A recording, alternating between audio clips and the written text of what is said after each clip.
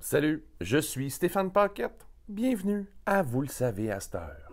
Dans la dernière capsule, je vous ai présenté la Confédération Haudenosaunee. Cette confédération qui a été créée pour assurer la paix entre 5 nations avec une 6e qui s'est jointe au party un peu plus tard. Je vous ai présenté leur drapeau, leur sceau et leurs couleurs. Un petit spoiler pour tous ceux et celles qui n'ont pas vu la dernière capsule, leur couleur est violet. Et là, après avoir visionné la capsule de la semaine dernière, eh bien, vous avez été nombreux et nombreuses à me poser des questions au sujet des Haudenosaunee. Des questions comme « Stéphane, pourquoi est-ce que le mot Haudenosaunee signifie peuple de la maison longue? » C'est parce qu'ils vivaient dans des maisons longues. Avant le contact avec les Européens, eh bien, les mères, pères, sœurs, frères, oncles, tantes, cousins, cousines, grands-parents d'un clan vivaient ensemble. En général, 60 personnes vivaient dans une maison longue.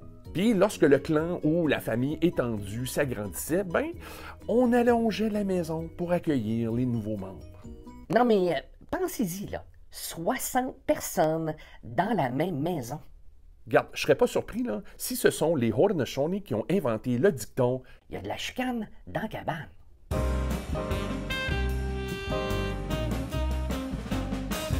All right. Vous avez demandé pour, donc voici quelques faits supplémentaires au sujet des Haudenosaunee. Les Haudenosaunee se désignent eux-mêmes sous le nom d'Onkwe-Honwe, qui signifie simplement « être humain véritable ».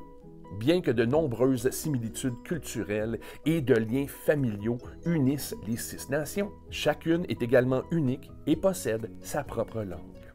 À la 2e minute et 28e seconde de la dernière capsule, je suis certain que vous étiez trop occupé à mémoriser les noms des nations Haudenosaunee que vous n'avez pas remarqué les chapeaux. Lors des rassemblements communautaires et cérémoniels, les hommes Haudenosaunee portent des Gustaway. Le Gustaway est un chapeau ajusté qui est décoré de plumes de faucon, de faisan ou de dinde. Certains Gustaway sont décorés d'argent, de peaux d'animaux et de cheveux. Chaque nation des Haudenosaunee a un nombre et une position différents de plumes d'aigle sur son Gustaway. Dans les années 1600, un village Haudenosaunee typique comptait entre 200 et 3000 personnes.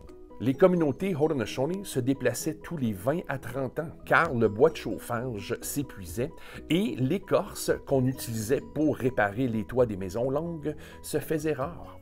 Les déplacements permettaient également au sol de se reconstituer après de nombreuses années de culture.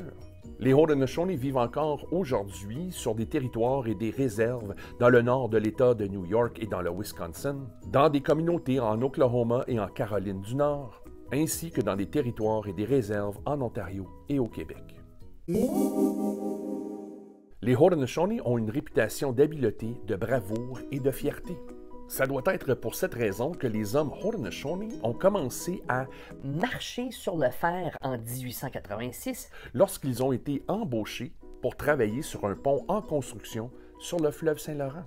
En 1916, ils se sont rendus à New York où ils ont participé à la construction du Hellgate Bridge. Regarde, au cours des 80 années suivantes, les hommes Haudenosaunee ont travaillé sur pratiquement tous les grands projets de construction de New York, y compris le pont George Washington, l'Empire State Building, l'édifice des Nations Unies et le World Trade Center. Les Haudenosaunee ont également leur propre passeport. Le premier passeport Haudenosaunee a été utilisé en 1923, mais le passeport iroquois est devenu plus courant dans les années 70.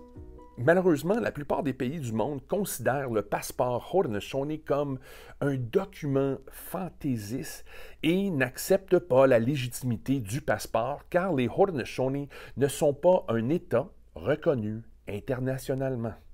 Mais c'est pas terminé cette histoire de passeport-là. Bon, c'est ça qui est ça. Comme de milliers de nations et de communautés autochtones à travers le continent, la culture traditionnelle des Haudenosaunee a été modifiée par le contact avec les Européens et l'établissement des gouvernements des États-Unis et du Canada. Bien que leur façon de se vêtir et de se nourrir ait changé au fil des ans, les Haudenosaunee ont une riche vie cérémoniale et communautaire et ont pu vivre et prospérer en tant que peuple unifié. Si vous ne saviez aucun des faits que je vous ai présentés dans cette capsule au sujet des Haudenosaunee, eh bien, vous le savez à cette heure.